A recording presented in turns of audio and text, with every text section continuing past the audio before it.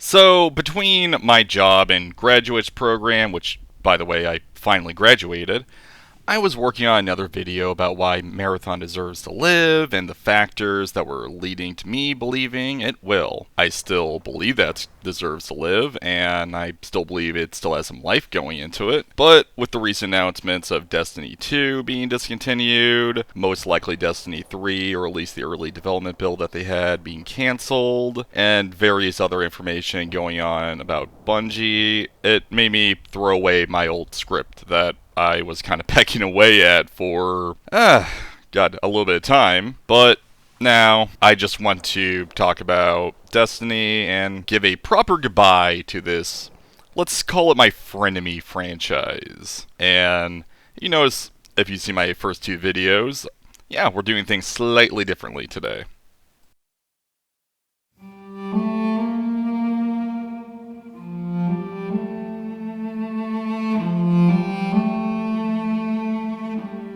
Destiny, Destiny, Destiny.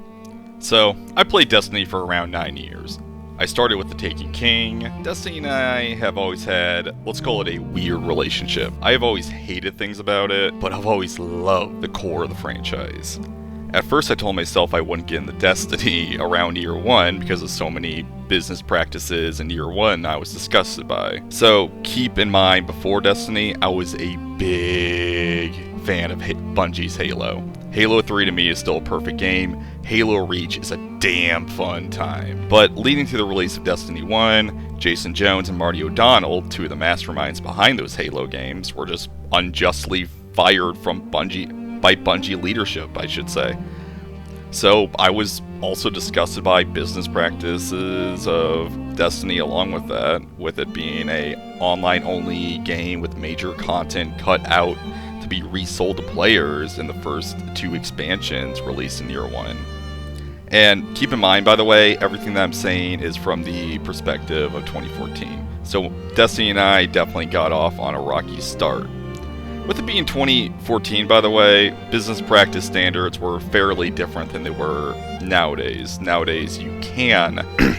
It's definitely more accepted than it used to be. What got me to actually try to get into Destiny, however, was, well, Halo 5 launching very close to Destiny 1's first major expansion, The Taken King. Halo 5 at the time was the game I was excessively excited for. Yeah, Halo 4 was a disappointment, but I had hoped that every issue besides the art direction changes would be fixed. However, Halo 5 had a horrifically bad campaign, along with launching with multiplayer offerings that felt like a minimal viable product during its 2015 launch.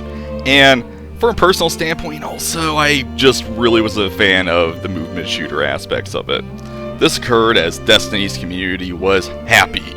Overall, I saw from the community was that it seemed like it was a proper successor to Halo as an expansion, and it fixed almost all the issues of year 1. So I bit the bullet and I purchased Destiny 1's Taken King edition. The Taken King didn't fix every issue I had before playing. It still felt weird at the time for me to purchase a full-priced online-only game, because again, remember, this is 2015 before the live service boom, and year 1 content always was and still is a storytelling mess, but what was there in the expansion really hooked me. Oryx was a great villain. The story was that perfect balance of simple and had a lot of depth. Also, just in general, the world presented was awesome. This made me into a Destiny fan. 2016's release of the Rise of Iron was less engaging from a personal standpoint as far as the narrative goes, but overall it made me feel like this is a world I want to constantly spend my time in. PvE modes such as strikes became this recurring chill thing I would play, and then PvP had more of that Halo style pacing and map balance that I really wanted to sink my teeth into. Definitely way more than Halo 5 in a way.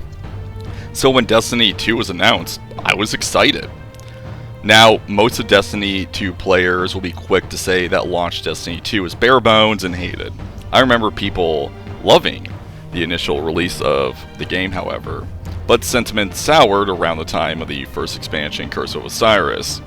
This game was hated as a major live service flop until Forsaken launched, and the game was saved. Kind of similar to the Taken King. Now, I loved Forsaken.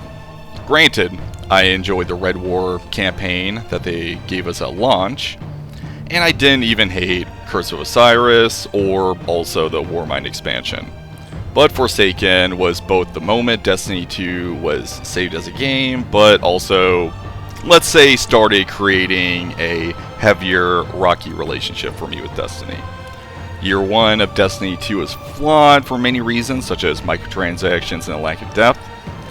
Forsaken, however, brought the depth of RPG mechanics back into Destiny, but then we had arguably greedier business practices.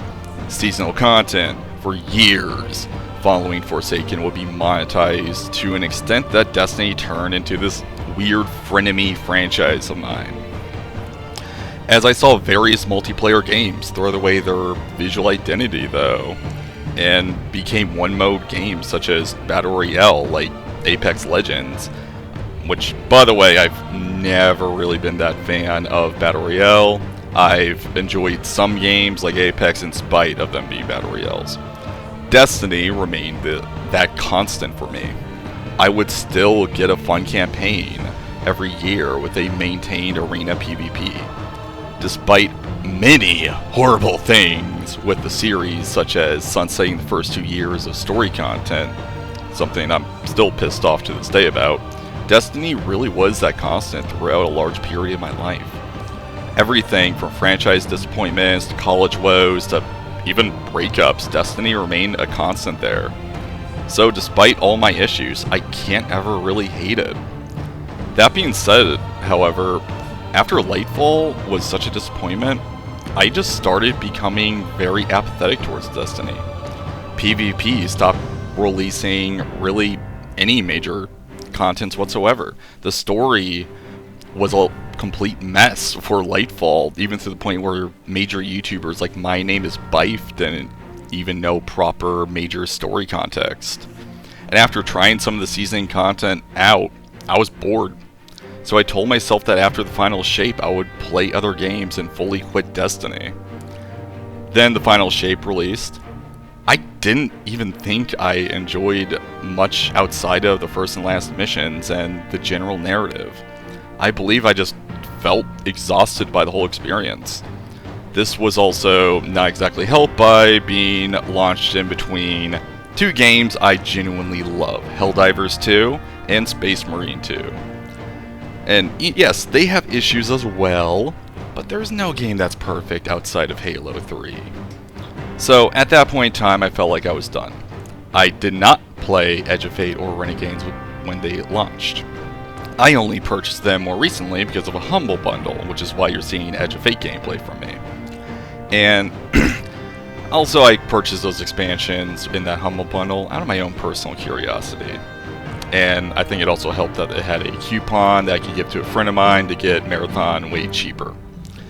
So I made sure to keep tabs on community sentiment of those expansions though for Destiny 2. But after seeing the crossover content that hurt the aesthetic I adored and controversial changes such as the portal, I just didn't really feel that interested paying full price for these. This leads us to today. Destiny 2 is scheduled to receive one last content update before it's just full-blown done getting any form of major updates. The early in development Destiny 3 that was rumored was also cancelled apparently, and many of the employees that worked on the game for years have lost their jobs. I can't speak for everyone who played for years like I did, but I never hated Destiny. I regularly felt disappointed with expansions, but there was always that world I loved to sink my teeth into. When other games failed me, Destiny was my fallback. Now, however, it feels like the end of something that gave us years of fun and had so much potential. Destiny had a myriad of issues, from monetization to the engine, but it always had that amazing world and the potential. There was also cannot speak words. There is a lot to be said about how horribly managed the series has been since day one. But I never wanted it to die. I wanted it to get better. I personally believe that if they maintained a content release model that was more sustainable and focused on core activities such as strikes and PvP, instead of overpriced seasonal content, then the franchise would at least still be chugging along to some extent. I mean, Warframe was right there. Had a perfect blueprint to copy regarding a sustainable seasonal live service looter model to take ideas from. But overall, Destiny, again, it just deserved better. But when Halo died with 4 and 5, I had Destiny. When it was clear Killzone and Resistance were never returning, I had Destiny. When Titanfall died and was replaced with a cartoony battle royale, I had Destiny. When Gears of War lost its way, I had Destiny. Hell, Destiny was there with the Witch Queen, which, by the way, Witch Queen is fantastic, but that was there when Halo Infinite launched in an absolutely messy place. By the way, Infinite's actually quite fun now, but that doesn't change the fact that it took some time to get there. So, Destiny always felt like that constant. In general, with so many other games I enjoyed either dead or becoming crossover-filled slop, I had Destiny, and now this just feels weird. And that doesn't mean that there's not other games to play. There is plenty to play. I've already mentioned Helldivers 2, Space Marine 2, Warframe is free, and I have a tendency to really try and recommend indies in my videos, so I would also like to recommend Deep Rock Galactic and its pseudo-sequel spin-off Rogue War as great co-op PvE alternatives if you just want a fun PvE game. And I apologize, by the way, I just didn't really know where to throw those recommendations in there. But moving forward with Bungie, I hope recent events such as Pete Parsons' departure and what happened with Destiny means Bungie will work on more sustainability in their game releases. Now, I'm on record on being a fan of Marathon, and I will stand by it as a damn good game, despite its niche nature. So I hope that it becomes a more sustainable game for Bungie overall. Marathon 2026 is a great game, but Marathon isn't a replacement for Destiny, however. I hope Season 2 helps Marathon grow from its niche game nature into this great package for more people. But that being said, it's not a replacement for Destiny, and I understand that. In the end, I just want to say this.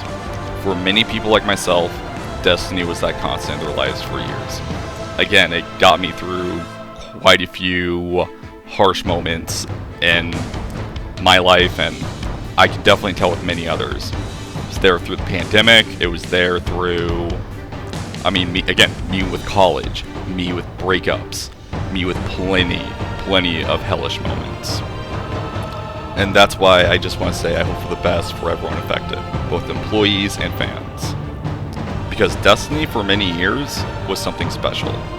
Despite how greedy it all felt at times, it was our universe to explore.